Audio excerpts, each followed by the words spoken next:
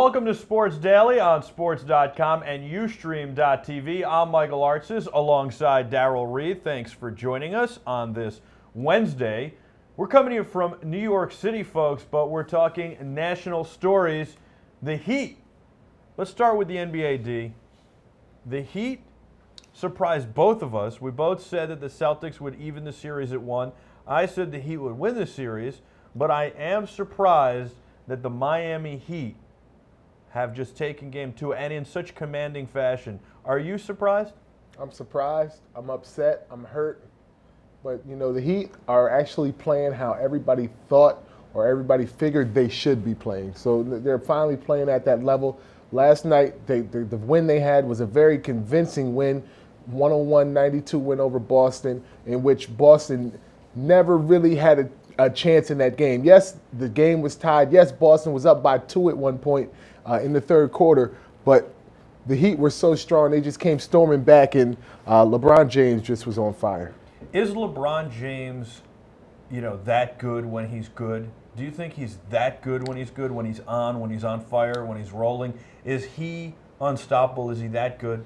Yes, and I think that's what makes him, when you see him play at that high level, and when he catches a rhythm like he did last night, that's what makes people say he's the best player in the NBA, or he can be the best player in the NBA, because he catches that rhythm and everything he's shooting is going in. He hit 2 threes last night, and you just don't expect that from LeBron, So you back off and you play defense. You're afraid of his drive, his dribble drive, his penetration skills, and you don't play up on his 3-point shot. And last night he proved he can knock that down, take it to the hole. He's running Rondo over. I mean, it was just ugly. Do you think the energy level as a whole for the Heat was up?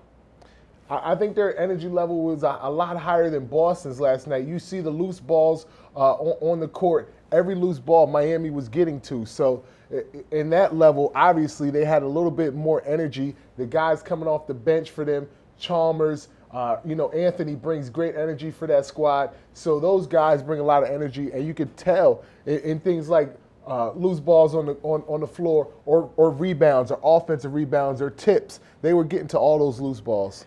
It's so important to get to the loose balls. I mean, that in basketball, you almost can say at the beginning of a game, if you get to more loose balls, if you're hungrier, you'll get to the loose balls, and if you get to them, you'll have a really good shot at winning the game. Obviously, you got to be shooting well as well, because when you get the loose ball, you got to do something with it. But loose balls are really important, especially in the playoffs, and especially when there aren't that many turnovers if both teams are playing, good offensively. And that's another part of the game that helps Miami. When they're playing good defense and they're causing turnovers, they can get in their transition game. And that's when Miami's at its best, when Wade and LeBron can get in a transition game, because they can run up and down the court with the best of them, and the whole team, especially LeBron and Dwayne Wade, can finish at the rim. And they showed that last night. What about the refs? So much was made about the refs in Game 1. Again, in Game 2, LeBron runs over Rondo.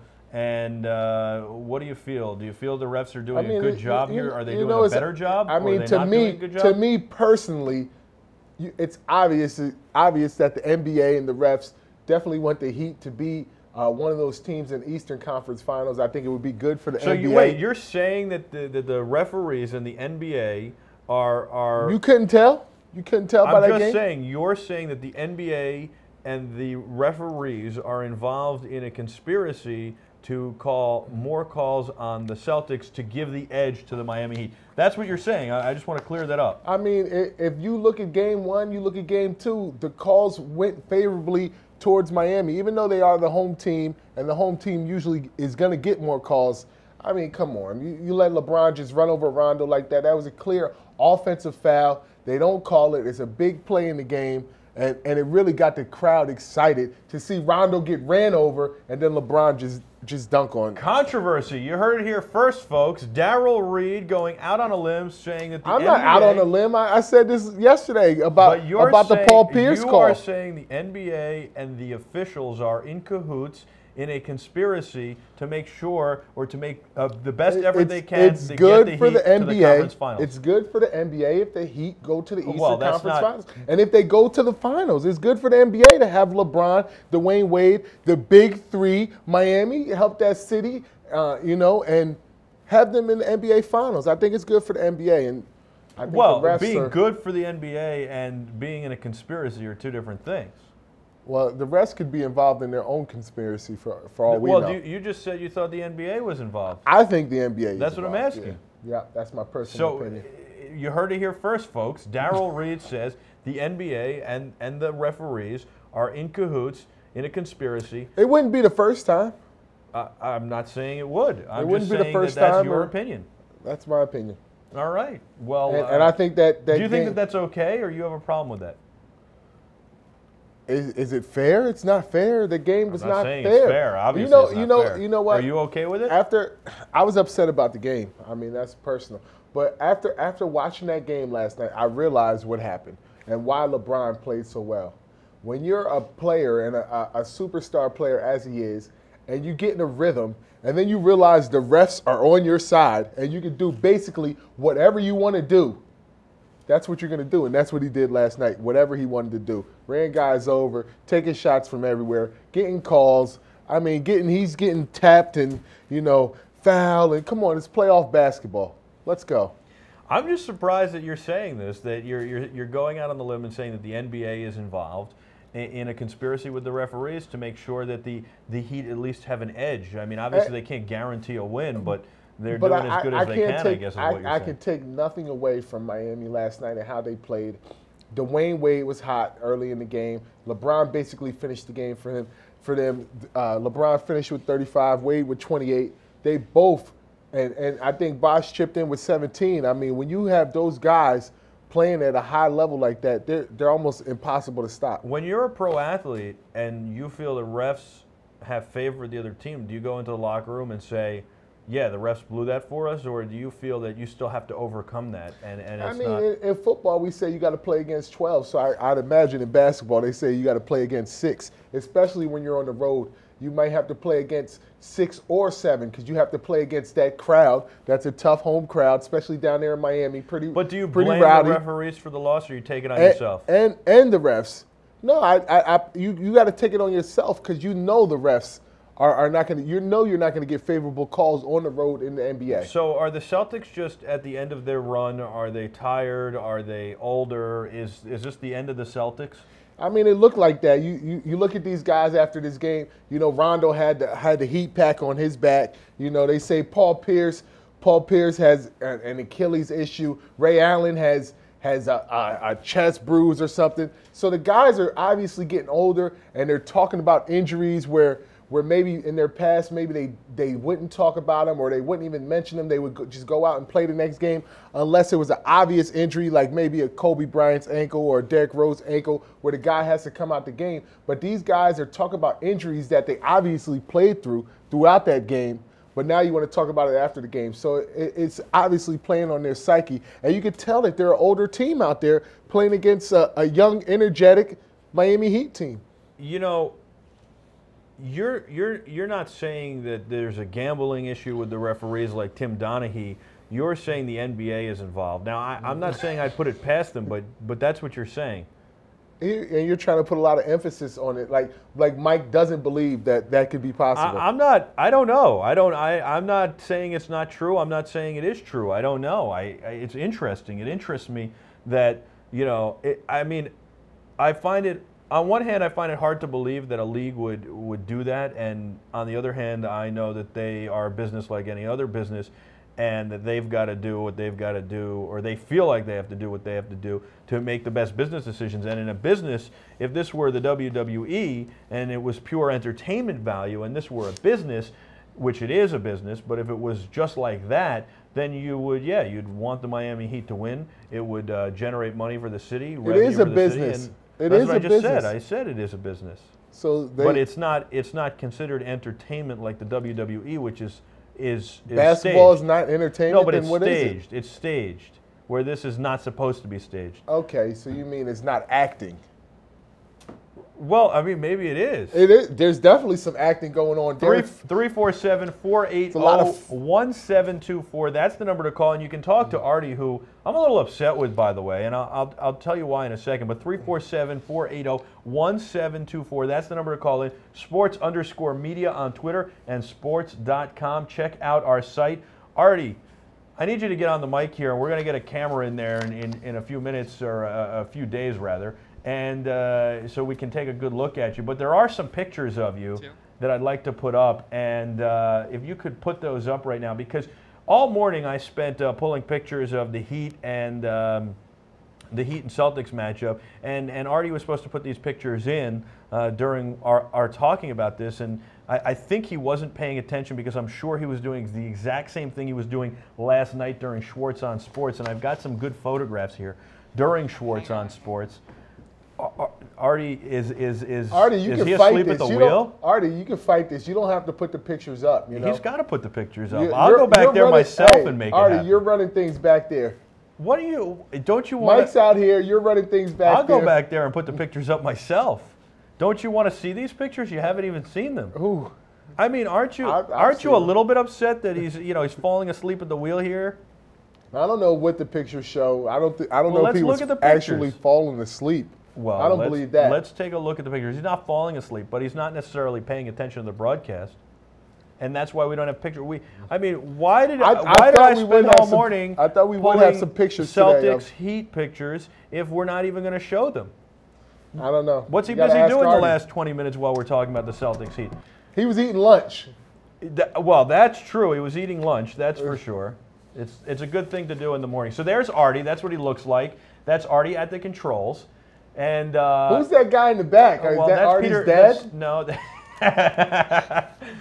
Peter Schwartz's friend, and he mentors that guy in broadcasting. So the guy was watching over us. His name's Michael. What champion shirt he got on? His Yankees championship shirt. Okay. Yeah.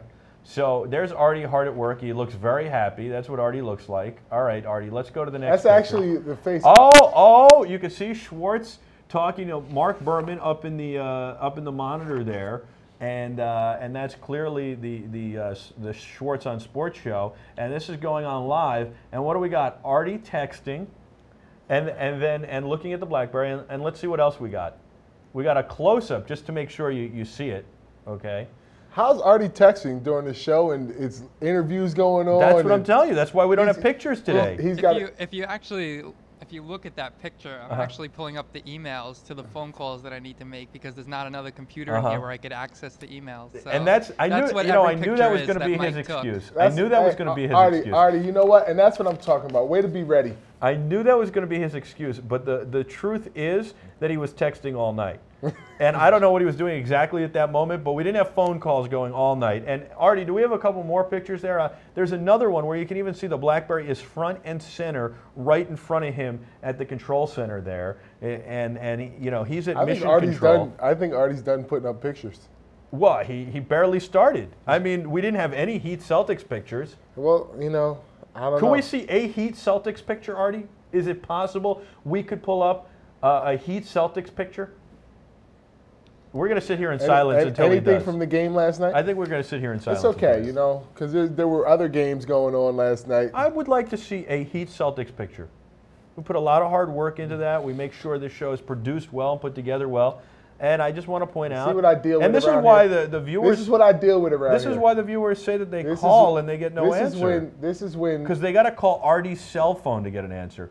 Artie, what's your cell phone number? I want to give it out so people can call up and then they can get you. Forget his cell phone. Artie likes to. He's a BBM guy. So Artie, what's your PIN? Give us your PIN. BBM is coming to the iPhone, which I think is pretty cool. That's the only redeeming feature of the BlackBerry that I still like. When that comes to the iPhone, I think I'll switch. How long have we burned here waiting for a Heat Celtics picture? When is it supposed to be coming to the iPhone, Before the end of the year. All right, that's great. Then I'll switch. I'll get an iPhone. Probably September. I'll get an iPhone 6. But I was just told yesterday, there's something interesting that I was told that everything out of Japan, by the way, this has nothing to do with BBM, but everything out of Japan is very... Radiation? It's very slowed down. There you go. There's a picture. All right. You know what? I'm happy about that picture. We got Boston. Paul Pierce. There you go. There's LeBron. LeBron fighting hard. All right, we got some pictures. Now I'm happy. Where's your phone now, Artie? There's Doc Rivers. All right, we got some pictures. Now I'm happy. Now he's just going nuts to make an example.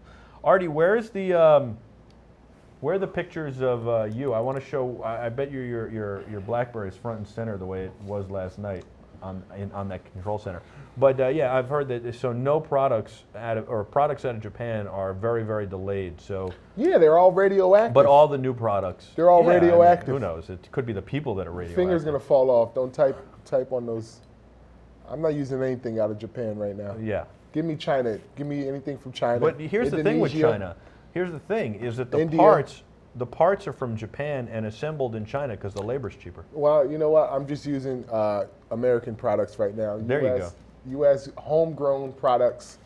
You know what I mean? I don't go outside when it rains. Stuff like that. You know, radiation, radioactive. I can't mess with it, man. All right, sounds good. This is Sports Daily on sports.com and ustream.tv.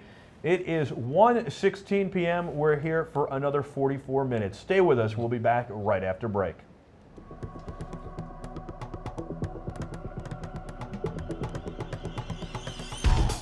Welcome to Sports. My name is Greg Dorman, and this is Rally Notes. Racing fans, don't forget that on Thursdays at 7 p.m., it's time for Rally Notes. Greg Dorman, rally racing co-driver from Klein Racing, hosts guests and takes your calls about the entire automotive industry, rally racing, and auto racing in general. Rally racing is a great sport. They have Subarus and all sorts of off-road, all-wheel drive vehicles that run through the mud and the backlogging roads. But he's not only talking rally, he'll talk all sorts of racing and automobiles as well. We'll test cars, we'll drive cars, and we'll have a lot of fun. Rally Notes, 7 p.m. on Thursday. Don't miss it.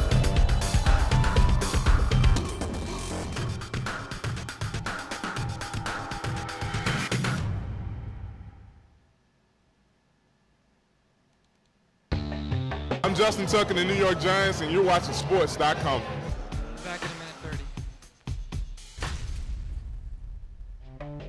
If you want everything sports, you got to go to sports.com. That's spelled SPORTCE.com. We're going to take you behind the scenes in the world of sports and a lot more. It's sport, content, and entertainment. We got a lot of great stuff. Technology segments. Now it's got the front and back facing cameras, so you can do video chats like this one via Skype on the 3G network, and you can do FaceTime, only available on the Wi-Fi. It's got a lot of other great features. You can edit on it with iMovie. You can make songs and voiceovers behind the scenes. We back, sports.com, at this secret location behind the scenes.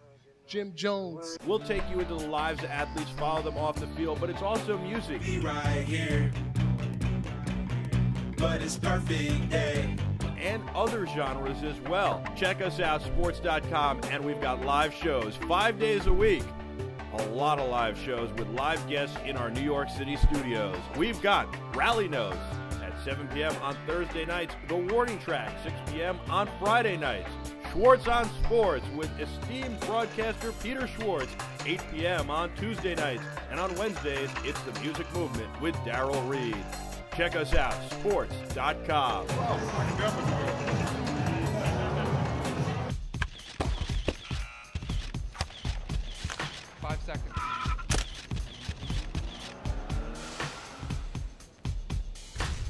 Welcome back to Sports Daily.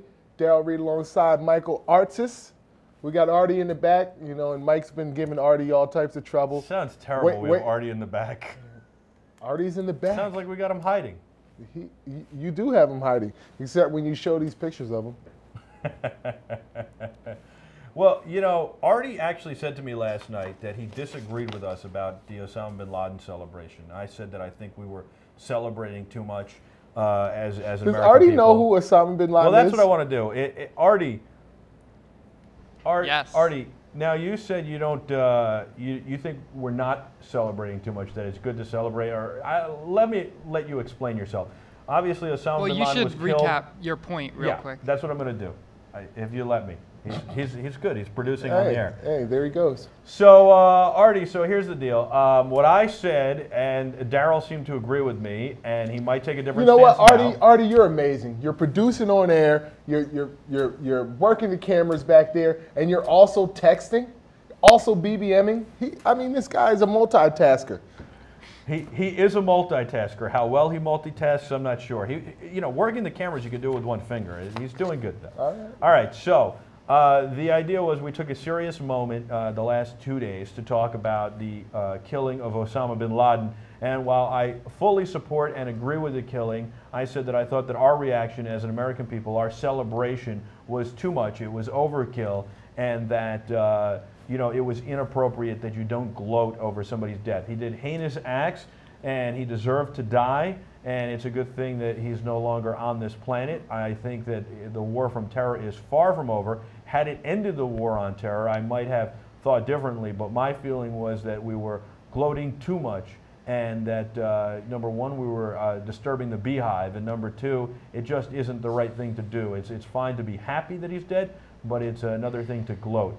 Darrell, you seem to agree with me. Somewhat. You felt that families should be able to celebrate a little, and I might agree with that. If you're a family member and you had a victim in your family in the 9/11 attacks, I believe you should be able to kind of celebrate that, or mourn. It's kind of a mourn celebration. It's a closure. It's certainly. You can take a sigh of relief and a breath of relief. And I could definitely understand where people would be feeling that way. Artie, and but also at Ground Zero, I don't know if it's so much a celebration as it was celebration and mourning. Well, I'm talking more about Times Square and other areas than Ground Zero. Ground Zero, I think, was a little bit more somber, but.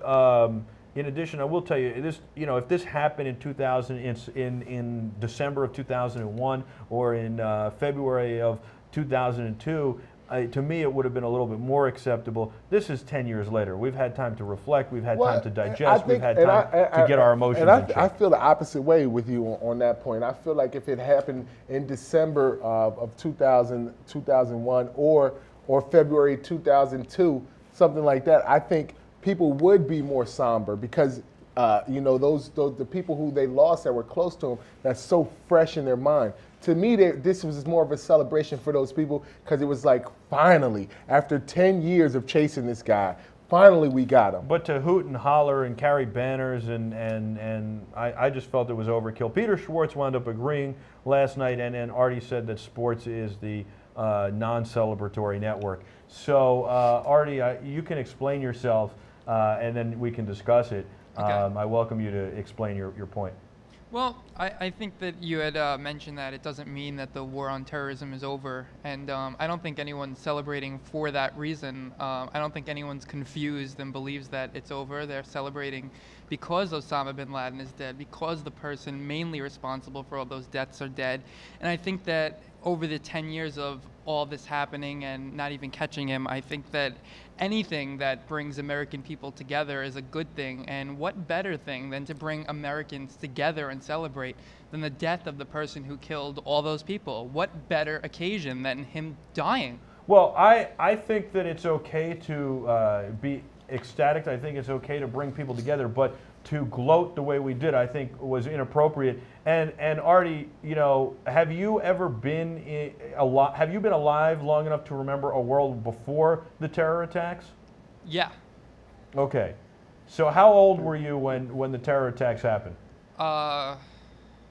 11. 11. Okay. So we'll suspend disbelief for a minute and say that you have actually experienced the world before the terror attacks happened, and then this changed your world drastically. The thing is that this was terrible. Okay, it was a terrible act. But you said that this was the man responsible. You didn't say solely, but you said mainly responsible. Right. And I don't necessarily think that that is 100% accurate. I think that he was responsible. He took credit for it. He certainly was the leader of Al-Qaeda, and he was the one who wanted this. But there were a lot of other people who played a part in I this. totally agree. My main point is just if the Americans, 10 years later could get together and really just celebrate something, why not make it that? Why not make it the Well, person how about celebrating the lives of those who lost their lives on September 11th and getting together to celebrate that and what time they had on this planet? I think that may have been part of it, and that's why I say it was more of a mourning celebration. But it wasn't, though. But it wasn't. If you kind of like when there's a funeral, right? But if when you you go watch- to a funeral early on, everybody's crying at the funeral. After the funeral, you go back to that main house, or maybe that person who passed away's house, and you kind of celebrate. Maybe you eat, maybe you tell stories about that person's life, and you celebrate their life. But that's not what this was. This wasn't a mourning period. This wasn't a reflection on the people's lives.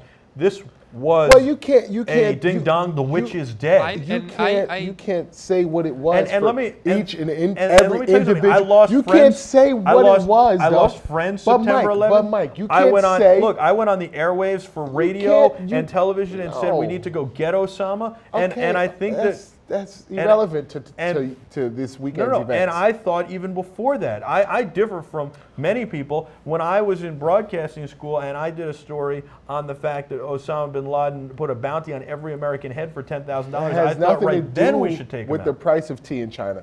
What I'm saying is you cannot sit here and try to say what each and every individual person was celebrating. All you see is the group celebrating, so you're assuming. I saw the signs. I heard what they said. I heard the chants. That may be some of them, but some of them may be I'm talking celebrating. about those. If somebody else is celebrating the life of a loved one who was lost September 11th, then that's it's a different acceptable. story. Okay. That's a different story. All right. I'm talking about the people who were out there gloating, basically ding dong, the witch is dead. I mean, maybe they're celebrating by,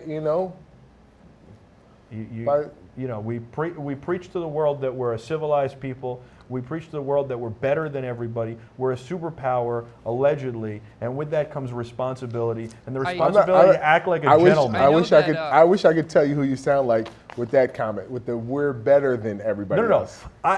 We talked about I'm not saying that we are better. I'm saying we preach that as a nation. I don't think we preach that we're better. Okay. I mean, we may act like we're better, but I don't think we preach that. I don't think that's something that we want to preach. By the way, we try to preach equality amongst everyone, but yes, we may act like we're better. I don't think anybody in the U.S. government or anybody really preaches that we're better than everyone else, because then the world would hate us. Hold on, let Artie say And something. He's fighting for a word edgewise. I forgot what my point was, but I mean, I know. He must have been BBMing somebody. No, but I know on a serious note, I mean, as far as some things go, everyone has their own way of celebrating something, and I know that for almost all my life, my sister has been passed away. And I never go to the cemetery because that's not my thing. I don't like to, just be sad about something. But at the same time, if she was killed and someone that killed her died, I'd probably be really happy. So I think that everybody has their way of remembering, but for me, it wouldn't be, let's go cry. It would be, that would be the way I would. And let me tell you something. I didn't say anybody shouldn't be happy, okay? We all should be happy, and it is a good thing. And you know what? If somebody killed my sister, which I don't have one, or they killed my wife or my daughter, and I don't have a daughter either. Or your dog? Or my dog, you better believe I would kill them, even if it meant spending the rest of my life in jail. And when I did kill them, I would feel a great deal of satisfaction, and I would be happy. But I would still be sad because it wouldn't bring that loved one back. And I would still, I think that I believe in an eye for an eye, so I would do it, but I would not celebrate, so to speak. I would not gloat over it. Right. Well, I mean, I guess it's just a.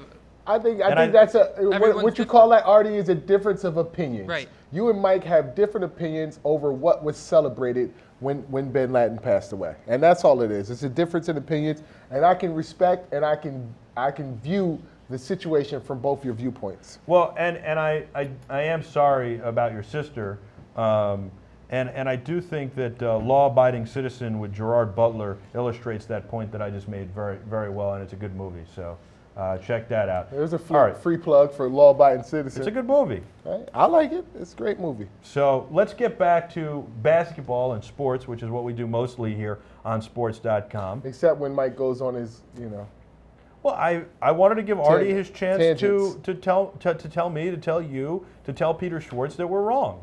And you wanted to talk junk about Artie in the back. I don't being think in you're the back wrong. room I and think it's just BBM you wouldn't and texting celebrate. and I stuff. would.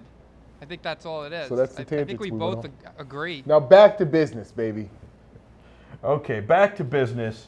Let's see if we can get some pictures up as we talk about the Oklahoma City Thunder and the Memphis Grizzlies, and the Thunder tie that series up at 1. Now, I said that Kevin Durant couldn't carry this Oklahoma City Thunder team. And I told you that he didn't need to because Right. he had Russell Westbrook with him. Right, and now they're tied at 1. First of all, you're clearly not surprised at the outcome of this game. Well, you're not surprised, but I think I'm kind of surprised. Well, you got to remember that the Grizzlies have been playing very well for a whole series and a whole game against Oklahoma City in Game 1.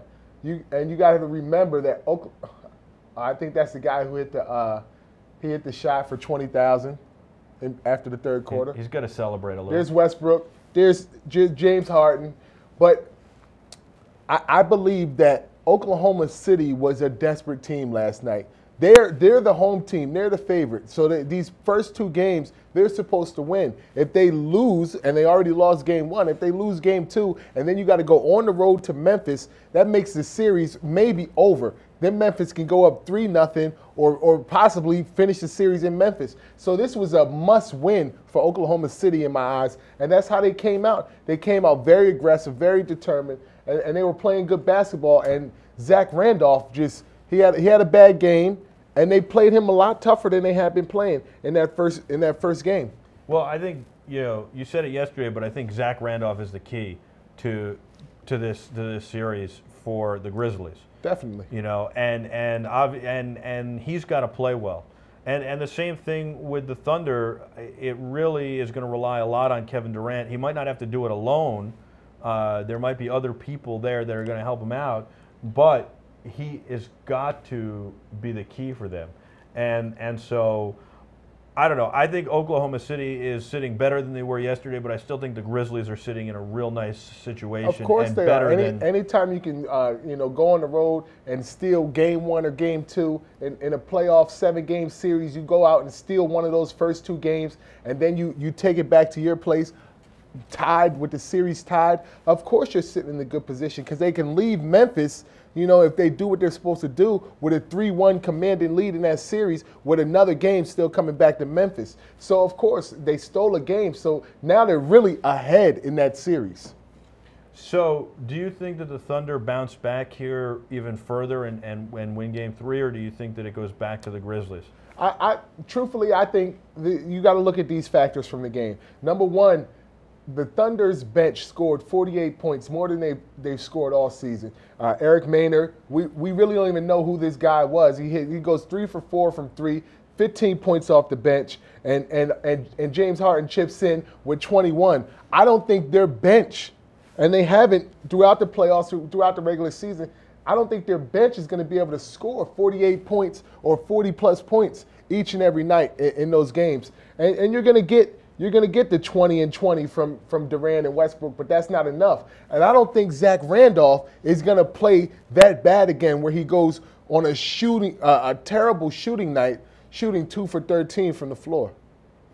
All right, well, it'll be interesting to see. We're going to take a quick break on Sportce Daily, and we're going to come back and talk a little bit about the NBA lockout that's impending, and this could be the last basketball we see for a while. We'll talk a little bit about the NFL lockout, a no-no in Minnesota, or by a Minnesota Twin, and a whole lot more when we come back. Plus, we've got a little bit of breaking news about somebody Darrell and I both know on Sportce Daily.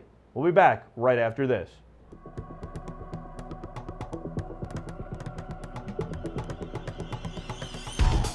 Welcome to Sports. My name is Greg Dorman, and this is Rally Notes. Racing fans, don't forget that on Thursdays at 7 p.m., it's time for Rally Notes. Greg Dorman, rally racing co-driver from Klein Racing, hosts guests and takes your calls about the entire automotive industry, rally racing, and auto racing in general. Rally racing is a great sport. They have Subarus and all sorts of off-road, all-wheel drive vehicles that run through the mud and the backlogging roads. But he's not only talking rally, he'll talk all sorts of racing and automobiles as well. We'll test cars, we'll drive cars, and we'll have a lot of fun. Rally Notes, 7 p.m. on Thursday. Don't miss it.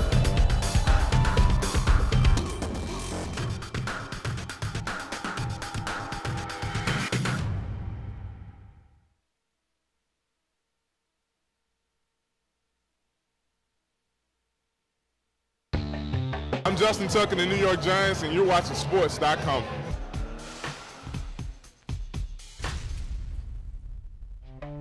If you want everything sports, you got to go to Sportce.com. That's spelled SPORTCE.com. We're going to take you behind the scenes in the world of sports and a lot more. It's sport, content, and entertainment. We got a lot of great stuff. Technology segments. Now it's got the front and back facing cameras, so you can do video chats like this one via Skype on the 3G network, and you can do FaceTime, only available on the Wi-Fi. It's got a lot of other great features. You can edit on it with iMovie. You can make songs and voiceovers. Behind the scenes. We back, Sportce.com, at this secret location behind the scenes. Jim Jones. We'll take you into the lives of athletes, follow them off the field, but it's also music. Be right here, but it's perfect day. And other genres as well. Check us out, Sportce.com, and we've got live shows 5 days a week.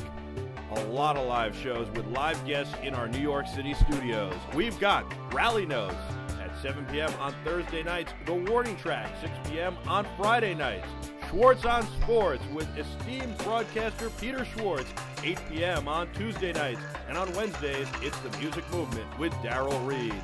Check us out, Sportce.com.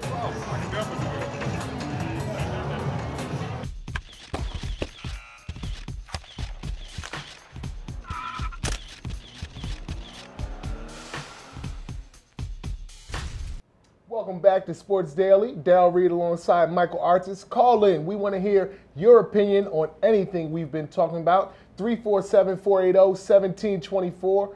And we have some breaking news for you. That's right, D. Chris Sims, a former Denver Bronco and Tampa Bay Buccaneer, and the son of New York Giants quarterback Phil Sims. Current Tennessee Titan. Well, I think he was actually cut by the Titans, but we can check that out. Was found not guilty of driving under the influence. And basically what happened was in New York about 7 months ago, police pulled over Chris Sims' car, and they said that they smelled marijuana, and they arrested him. He was driving the car with his pregnant wife in the passenger seat, and then two friends in the back. And you know, the bottom line is he's found not guilty. There was no evidence to prove that he was smoking marijuana. And you know, I'll tell you personally that Chris seems like a really, really great guy, a really good guy, and a hard-working guy who has, I feel, not been given the right opportunities in the NFL. He's a great guy, you know, a friend of mine, and he's definitely a hard worker. He had that whole thing happen with him down in Tampa, and he had to have surgery and really had to work so hard to come back from that bruised sternum injury that he had. Yeah, and I mean, he had a spleen. He hurt his spleen during the game. It was a spleen. He like burst his spleen. It burst during a football game. Continued to play. Had to be rushed to the hospital. And in talking with him, he said it took him a real long time for his body to get back to normal, even after the surgery when he was recovering, and that actually really derailed a lot of his ability and his potential in his football career. But a real good guy, and you know, I'm glad to see that he's been found not guilty here, because I really believe that he didn't, you know, do it. Yeah, it wasn't him. It was his boy in the back, and his boy Charlie. Charlie, you know what I'm saying? Charlie was puffing away. Chris was just chilling, you know, and he got accused of being under the influence, whether he was or not. Obviously, he wasn't if he was found not guilty, but the smell of weed that was in the car, or the smell of marijuana that was in the car, was from his boy Charlie in the back. And I can kind of relate to having this happen to him, and because I had something similar happen to me a few years ago. And you're actually right. He's still a member of the Tennessee Titans, so I stand corrected. You are right. You had something like this happen? Told you that's my boy. I know. What's the deal with why aren't players more careful with, okay, if your buddy's in the back seat doing something that he shouldn't be doing, get out of my car. You're going to get, more than anything, whether you just got a text from him. You're doing the wrong thing. I just got a text from Chris. You're going to get me in trouble. That's, I said, congrats, on being found not guilty. He said, thanks, bro. I appreciate it. Well, I said for me and Mike, actually, too. Look at that. Nice, man. Yeah. Thank you. Well, hopefully we'll have him on here on Sports Daily in the next few days, and we'll talk about what his future holds for him, or what he thinks his future holds. We're going to have him on, hopefully. Yep. We're going to have Raheem Brock on before the week's over. I already confirmed that, so why don't players... And we're going to have Styles G. White from the Tampa Bay Buccaneers on. Why don't players say, don't do this around me, or get out of my car, or something like that? I know you want to be friends. I think it's tough. I think it's tough. You have this friend, and you know this friend has habits. You've been hanging out with this friend for all your life, for so many years. You know about their habits, but you're already used to them being how they are. You know what I'm saying? So you don't try to change them. You accept your friend for who they are, for what they do, their bad habits. As long as they're a good friend to you, that's all that really matters, because good friends are hard to come by. So I guess this was a good friend of Chris's, and he had a bad habit, and he had some bad habits, and Chris got caught up in in the middle. And maybe this is the lesson, that maybe I can't hang out with this friend, or can't allow this friend to hang out with me and continue to do those bad habits or do those things that could get me in trouble. And it is a tough decision for a guy to say that, to say, look, I know you're my friend, I like you a lot, I think you're a good person, but you do some things that I just can't be around right now. Or it's, at this point in his career, in his life, it's more risky. It's different when you're a college kid and you're being wild, or a high school kid and you're being wild and just doing different things and trying different things, and you have less responsibility. As you said, his wife was in the car with him, so he has a tremendous responsibility at this point. He's a grown man. He's a family man. He's a married man. So at this point, it's not worth it, and to risk his career and risk his livelihood to allow his friend to do what they want to do. I think so many times we're so harsh, especially the media, to jump on a guy for making a mistake and not allowing them to, or not talking about it, like in a situation like this. And I think that's good. Guys get in trouble, and guys like Jim Rome go on the offensive, and they don't even know the complete circumstances of what has happened. And I think that's very unfair, and I think it's good to be able to, talk about it, realize that this guy was, first of all, just accused of it, and then found not guilty, and then it just turns out he made a bad personal decision that really, wasn't his. Jim Rome, first off, to me, he's a more pessimistic commentator. Right. You know what I mean? So he's always going to be on the edge of turning you off. But he doesn't even give, and I don't want to go in and, there are plenty of guys like him. He's just somebody who jumped to mind. But he doesn't give the guy any chance. Right. To him, it's guilty until proven innocent. Right, and there's he doesn't know the circumstances. Well, he doesn't care. That's how he comes across. That's how he comes across to me. But he screams that so many guys are idiots. He's so quick to jump to that, and I think the idiot is choice. Jim Rome. But that's his choice, and some people love him and some people hate him. Well, and he's not the only one. There are a lot of other members of the media who are like this, and I just want to point out that I think it's nice to have a discussion and a conversation and realize, and people can make mistakes, and they can change, and they can do things to rectify those mistakes. And here's a situation where Chris didn't do anything wrong himself, but he made a bad decision in not throwing this guy out of his car, and now maybe he's learned from that, but obviously, and who knows what happened? They could have smoked in the car, or his friend could have smoked in the car hours before. Chris didn't even necessarily have to be in the car when his friend smoked in the car. That's what I'm saying. Who knows the details surrounding that story and what exactly happened? And it just smelled like smoke. A car can smell like smoke for 2 weeks. I don't know. I don't know about 2 weeks, but okay. By the way, we're both right. He was cut by the Titans right after the arrest. in November of the arrest was he was cut on September 4th, and the arrest was July 1, and then on November 22nd they picked him back up after season-ending injury to Vince Young. So we were both right. He was cut and he was re-signed later on in the season. Well, congrats. I already sent him a text message that said congrats, but congrats to my man Chris Sims, not guilty. And I think he's a good football player that just needs the right situation to thrive in. And will son be of a legend. It's in his blood. Phenomenal football player. You know, it's That's in what his I blood. It's in his blood. He played very well at Texas. So yeah, and he's a good guy and a fun guy to hang out with. All right, the NFL lockout.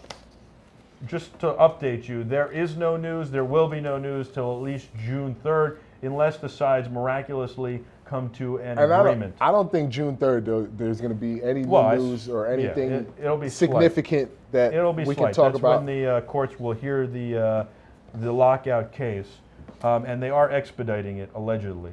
Basketball's collective bargaining agreement looks like they're going the way of the NFL, and according to the people I have spoken to who are involved in the NBA, they expect this to possibly miss an entire NBA season, this to cost the league and the players in an NBA season.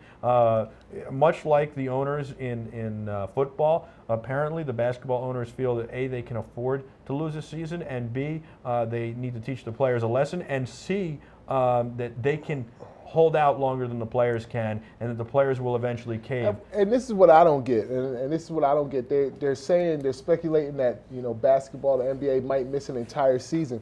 But David Stern, the commissioner of basketball, said the NBA lost like 29 million last year. I don't understand how they're losing money. It's probably impossible. So is there? Well, you got to know one thing, first of all. One of the reasons the NFL owners don't want to open the books is because... Well, I'm talking about the NBA, though. I understand. It's the same thing. It's how you spin the numbers. But at least the NFL is not saying we're losing money. They're just saying we're not making as much. Some owners are claiming they're losing money. But that's no owners. way. Look, this is the whole there's NBA. No way that I believe the for a NBA second, as an association. There's the no way, National Basketball Association said they lost 29 million last year. There's no way I believe for a second that the NBA is losing money. That's different than the owner say like there's the no Cincinnati Bengals or the Buffalo Bills. There's no way I believe for a second that the league is losing money, and if they'd like to show that on paper, then they can maybe change my belief. But again, the numbers can be spun many different ways. In addition to that, I will say this, that it could be cheaper for teams to take the season off. And I will tell you that I feel that the owners did this to themselves, because the owners are the ones who agreed to pay mediocre guys $13, $14, $15 million a season, and that's what's really hurt them. And I do think that the NBA has a problem. I feel it's more of a problem than the NFL has. Because it doesn't have a salary cap. But, well, the teams have a salary cap. Yeah, but it's just different. It's different. It's different. It's guaranteed money. It's guaranteed money is the thing. So that if a guy doesn't perform, you can't cut him. You can cut him, but you got to pay him. Right. And I don't believe for a second that the league is losing money. Okay. Do you believe that owners in the NFL are losing money? That maybe an owner in the NFL is losing money? I think on paper, to Uncle Sam, they're losing money. Possibly, they could spin the books the way they want to spin them, but I don't believe that there is a team in the NFL that is losing money consistently. I don't even believe, I mean, all these stadiums are sold out. How are they losing money? Buffalo Bills, maybe? Buffalo Bills? Buffalo Bills are selling out their stadium. I mean, Cincinnati Bengals, I don't know. Who are the small market teams? Maybe the Bengals, maybe. But I find that hard to believe. And you know what? It goes back to spend money on winning football, and you will earn money. You will win money. You know, when the league started, it wasn't all about business, and it's all become about business, and that's a little bit of a sad thing. Yeah, it's all business, man. Yeah, all business around here. Just like the Minnesota Twins, all business. All business. You know Francisco Liriano's all business. His first complete game of his career, Francisco Liriano throws a no-hitter in the Twins' 1-0 win. The Twins only had 6 hits themselves. And, you know, it was a combination of good pitching and good defense. And Mike, are you reading like straight off the notes? I am reading straight off the notes because I was busy pulling pictures that Artie isn't putting up. It's okay. It's okay. So I'll let you talk. No. I wanted to ask you. Yeah. I wanted to ask you. because I'm not the biggest baseball guy. I love the pictures we got up there, Artie. Thank you. Yeah, thanks for Francisco Liriano's no. But I wanted to ask you, how big is it? This is the first no-hitter of the 2011 season. Yeah. How big is it to get a no-hitter? How hard is it? Look, it's very, very hard, especially, it's very, very hard, especially I think early in the season. This is still early in the season. You're not necessarily 100% into your motion, your action. You're not 100% into the season. Your arm, they're still watching your pitch count very carefully. Your arm needs some rest. I would say it's very hard, especially in the beginning of the season, but it's very hard in general to throw a no-hitter because there are so many factors at play. Yes, it's not only good pitching, it is good defense, but there are so many other factors that get figured into it. A perfect game and a no-hitter are so hard to have happen. Look, there are teams that have never had it happen. The New York Mets have never had a pitcher throw a no-hitter, and it's really exciting for the fans. Yet I've never really liked a no-hitter because I like an offensive game in baseball. A no-hitter and a perfect game are the same thing, correct? No. A perfect game, a no-hitter, you can walk a guy.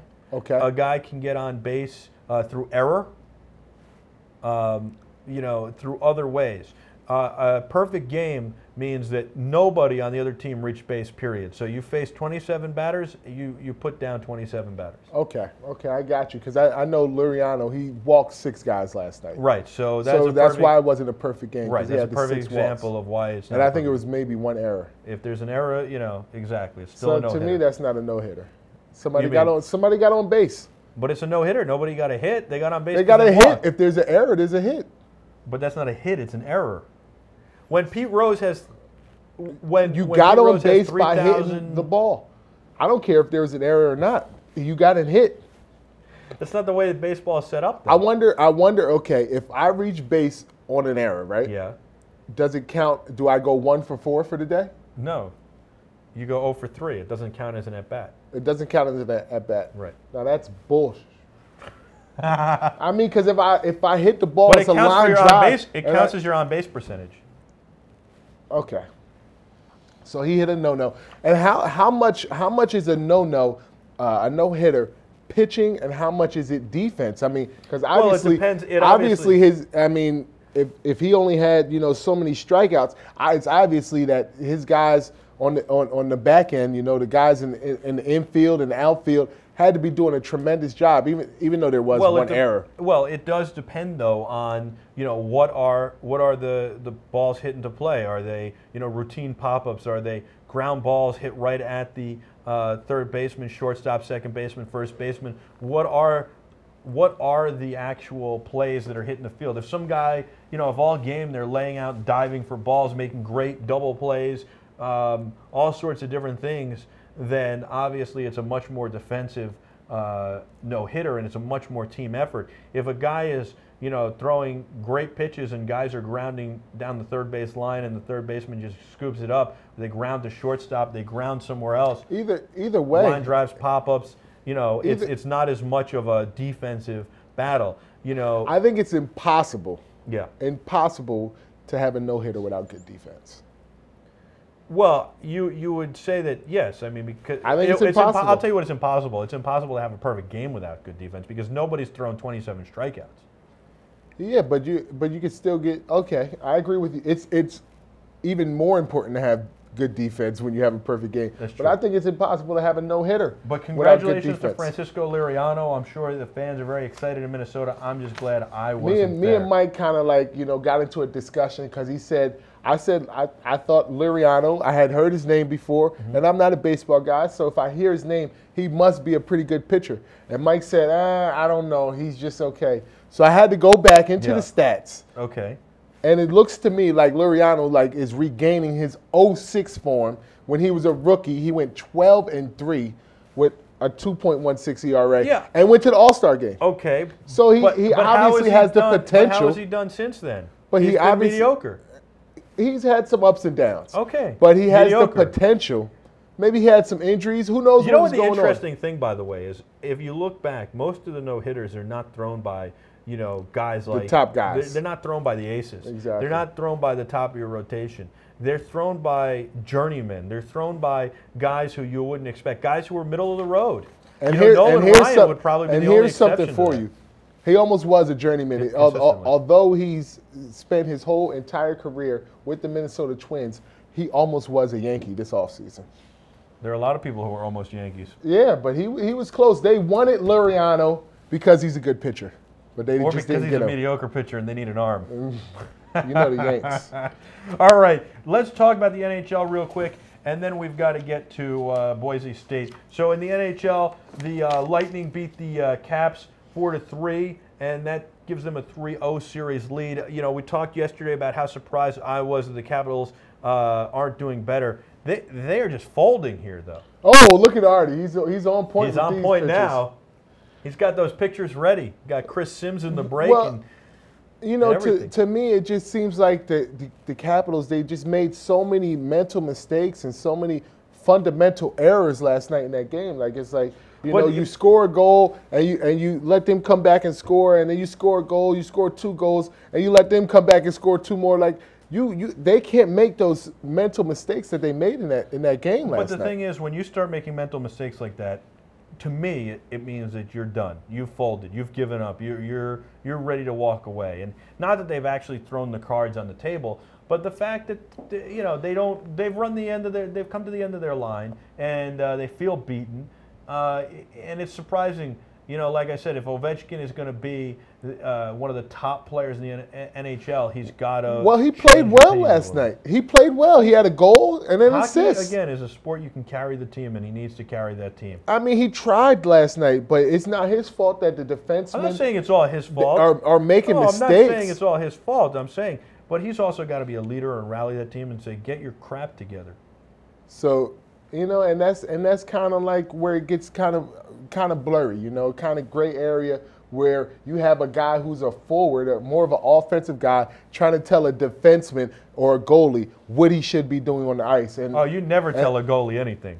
Exactly. You never say a word to that goalie. Exactly. You don't say anything. You can tell the defenseman. So you say something to the defenseman like get it together? Argument. Yeah. I mean, you don't need that kind of. Hey, how many more goals? How many more assists do I need to have? Would you just stop somebody from coming into our zone? Would you do what you need to do? Would you play fundamental hockey? Would you get your crap together, please? Yeah, but you never say a word to the goaltender. Of course. Those goaltenders are fragile, too. And they're weird. They're weird people. Mike, were you a goaltender once? No, they're superstitious, too. But to me, he played as well as he could, or he played very well in that game.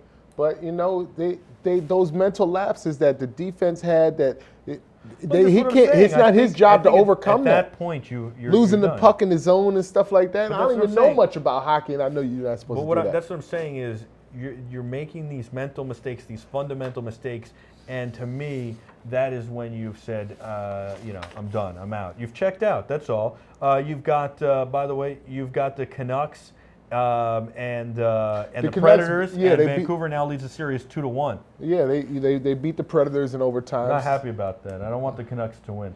But and we'll what's give you wrong with Montreal? What's wrong with Montreal? Yeah. Montreal? You mean Vancouver? Yeah, Vancouver. You know what? I went for Vancouver. Now that what's that wrong has with Montreal? They're not in the playoffs anymore.